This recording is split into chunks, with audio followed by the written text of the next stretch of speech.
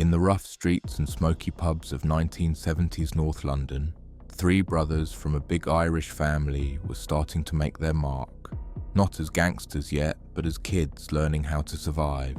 Before they were known as the Clerkenwell Syndicate or the ATeam, the Adams brothers were just trying to get ahead in a world that didn't offer many chances. Terry Adams was the oldest and the thinker. Growing up in Islington, he figured out early on how to keep his head down, stay loyal, and keep his mouth shut. His younger brothers, Tommy and Patrick, known as Patsy, followed close behind. Tommy had a mind for money, and Patsy, he was the tough one, quick to act and always ready to protect the family.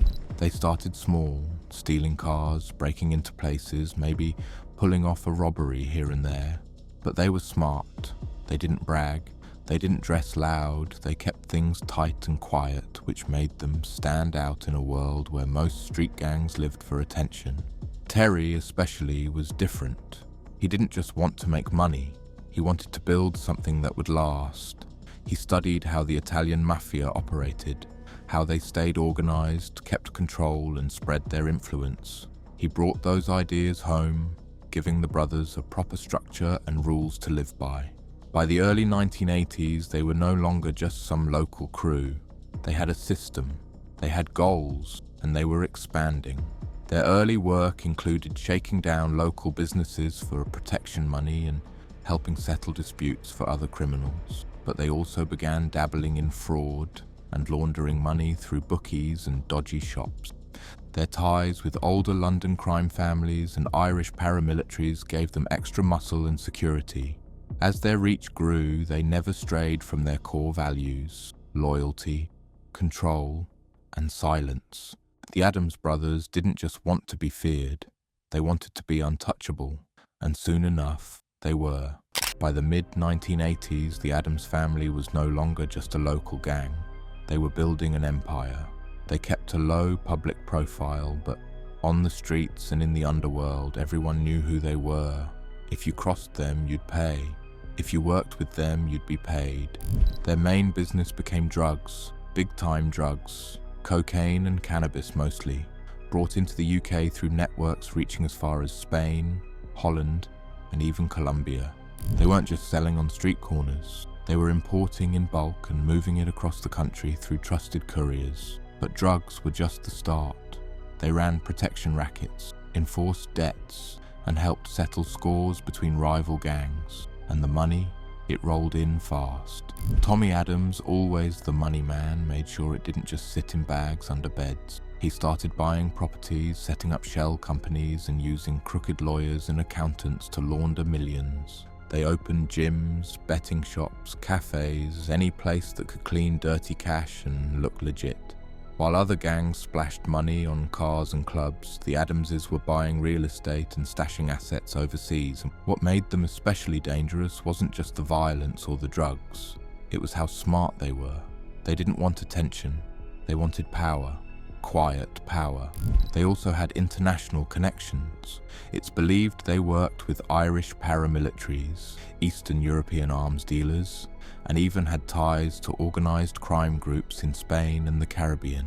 That kind of network made them almost untouchable. Police started calling them the ATeam because they moved like professionals, disciplined, organized, and always one step ahead.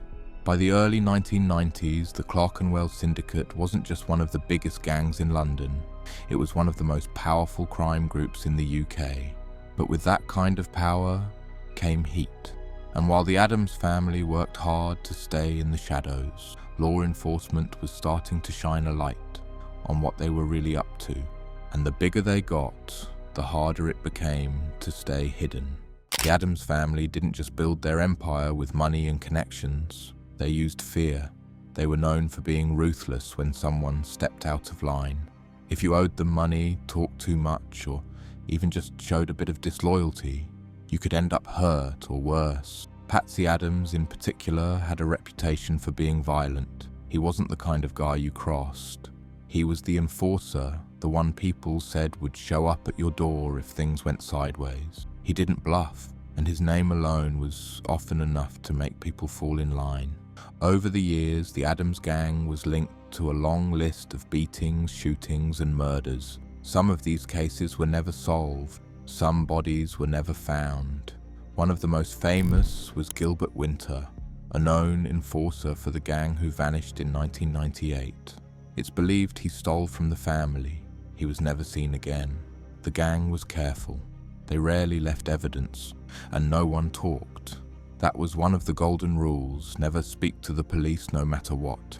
This code of silence made it nearly impossible for law enforcement to pin major crimes on the top guys. The Adams family also built a reputation for getting revenge. If someone did cooperate with police, they were marked. People knew that snitching wasn't just dangerous, it was basically a death sentence.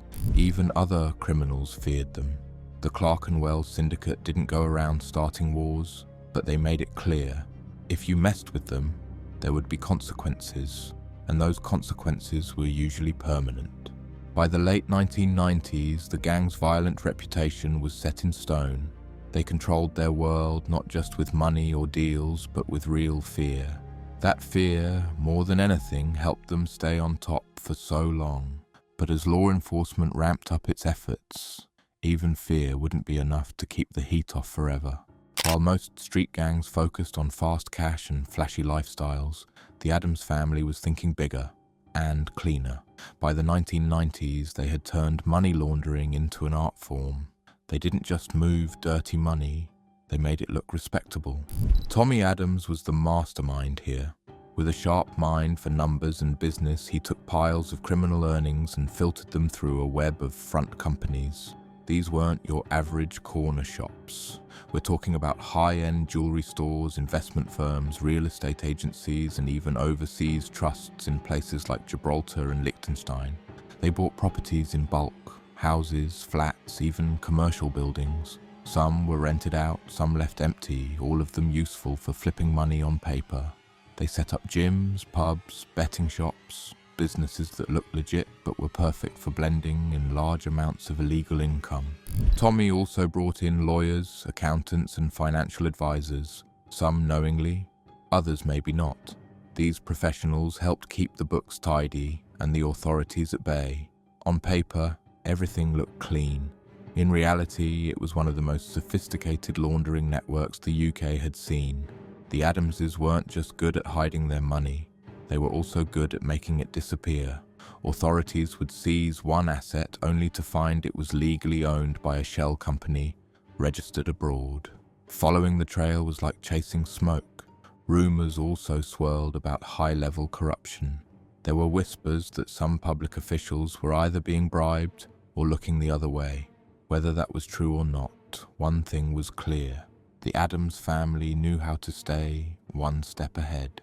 Their financial empire wasn't just impressive, it was intimidating. Police and tax officials were dealing with gangsters who thought and operated like bankers. That mix of criminal muscle and financial smarts made the Clerkenwell Syndicate a nightmare to crack. But the more they grew, the more attention they drew, and soon, even their careful money games wouldn't be enough to keep the wolves from the door. By the late 1990s and early 2000s, law enforcement had had enough. The Adams family had been untouchable for years. But now the police, the Serious Organised Crime Agency, SOCA, and even MI5 were stepping up the pressure. They started with surveillance. Wiretaps, bugs, and undercover agents all worked together to build a case. For once, the gang's tight circle was being watched from the inside out. It wasn't easy.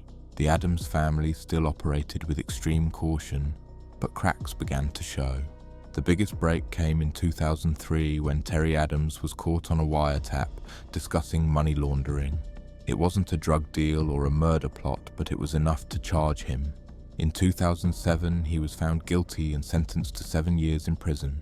That conviction was huge. It showed the public and other criminals that even the most careful gangster could be taken down. It also gave police momentum. More arrests followed, including Tommy and Patsy, who both faced charges related to drugs, weapons, and laundering. Authorities started seizing property, houses, businesses, even luxury items like watches and cars. Some of these assets were traced back through layers of shell companies and offshore accounts. What once looked clean now looked like evidence. The government also hit them financially. Terry was ordered to pay back over £750,000 in criminal proceeds, or face more prison time. He tried to claim he was broke, but the courts weren't buying it. His homes and hidden assets told a different story. One of the cleverest tools law enforcement used was financial profiling. Instead of chasing down street-level crime, they followed the money. They brought in forensic accountants who pored over years of transactions. Paper trails led to shell companies in tax havens, revealing just how deeply embedded the family's financial web had become. This approach was a game changer. It allowed law enforcement to hit the Adams family where it hurt most. Not just their freedom, but their wealth and power. Every seized asset weakened their control. Every frozen account sent a message. Media coverage also ramped up. Once feared and silent, the Adamses were now front-page material. Journalists exposed their assets, their past crimes, and even personal details. The mystique they had built over decades began to crumble under the spotlight. These legal hits didn't completely wipe out the Clerkenwell Syndicate, but they weakened it. The family's grip on London started to loosen. Old allies drifted away. Younger gangs saw an opportunity to move in. Still, the Adams name carried weight. Even behind bars or under investigation, they were respected or feared by many in the underworld. But their days of calling all the shots were clearly numbered. Law enforcement had finally gotten close, and for the first time in decades, the A-Team wasn't untouchable anymore. The turning point for the Adams family came in the courtroom. After years of dodging serious convictions, the law finally caught up with them. Terry Adams's 2007 conviction wasn't the end. It was the beginning of a long unraveling. After his sentencing, attention turned to Tommy and Patsy. In 2017, Tommy Adams was sentenced to 7 years for money laundering and drug-related charges. He had tried to keep a lower profile than his brothers, but financial records and shell companies finally gave investigators the evidence they needed. Millions in assets were seized, including high-end real estate and luxury items spread across Europe. Patsy wasn't far behind. His reputation for violence had kept him under constant watch. In 2016, he was convicted of firearms possession after being caught with a loaded pistol. While that might not seem major compared to their other alleged crimes, it was enough to keep him behind bars and further fracture the syndicate's leadership. The courts didn't just hand out prison time. They came for the money too. Confiscation orders froze accounts, seized homes, and dismantled businesses tied to the gang. The financial hit was enormous and symbolic. It proved that the Adams family wasn't above the law anymore. What made these trials so significant was how public they became. The media, long kept at bay by fear and silence, now had names, charges, and convictions to report. Suddenly, the most mysterious crime family in London was on full display. Former allies began distancing themselves. Some even cooperated with authorities. Newer gangs, less focused on hierarchy and more on fast money, started taking over turf the Adamses once ruled. Inside prison, the brothers remained influential, but their empire was no longer what it had been. The A-Team had lost its grip. The fear, the money, the untouchable image, it was all crumbling, one courtroom verdict at a time. The Clerkenwell Syndicate wasn't gone entirely, but it was no longer the powerhouse it once was. What had taken decades to build was now falling apart under the weight of justice, exposure, and time. Today, the Clerkenwell Crime Syndicate isn't what it once was, but its name still carries weight. The Adams family's reign left a lasting scar on London's underworld. Even with the top brass either jailed or under constant surveillance, the echoes of their influence still ripple through the city.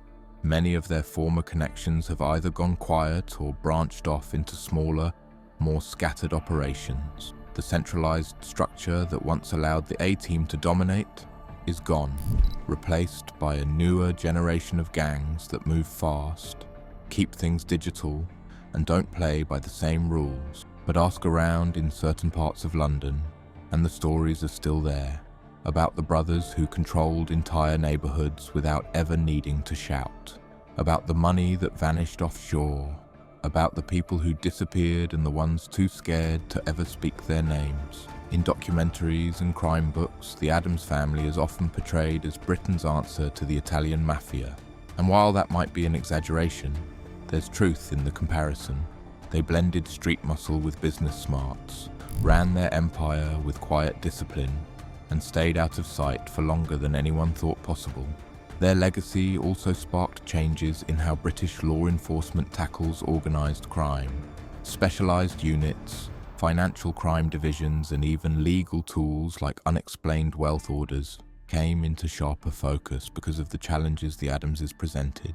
What's left is a cautionary tale about how deep power can run when it's built on silence and fear, about how long it can take to bring criminals to justice when they operate like CEOs, and about how, even after the headlines fade, some shadows never quite disappear.